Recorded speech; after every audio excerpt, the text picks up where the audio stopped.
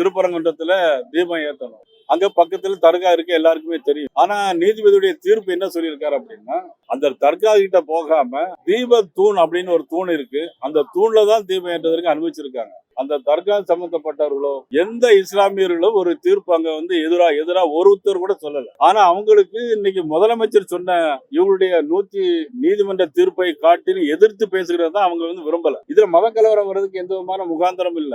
யாராவது ஒரு முஸ்லீம் கூட சொல்லியிருந்தா கூட நீங்க சொல்றது சரின்னு சொல்லலாம். இப்படி இல்லாத பட்சத்துல மதிப்புக்குரிய கனிமொழி அவர்களும் மதிப்புக்குரிய துணை முதலமைச்சர் அவர்களும் இதுல என்ன அவங்களுக்கு வாதனை இருக்குன்னு எங்களுக்கு தெரியல. இன்னும் சொல்ல போனா மதிப்புக்குரிய துணை முதலமைச்சர் உதயநிதி ஸ்டாலின் அவர்கள் சனாதன தர்மத்தை அங்க அழித்து விடுவோம்னு சொல்லியிருக்காரு. ஆனா அதுக்கு ஆரம்ப கட்ட வேலையில ஈடுபடுறான்னு நினைக்கிறேன். அவருடைய கனவு பலிக்காது. அவருடைய காலம் எத்தனை ஆண்டு காலம் ஆனாலும் சரி, எத்தனை யுகங்கள் ஆண்டாலும் சரி, சனாதன தர்மத்தை யாராலும் ஒன்று செய்ய முடியாது.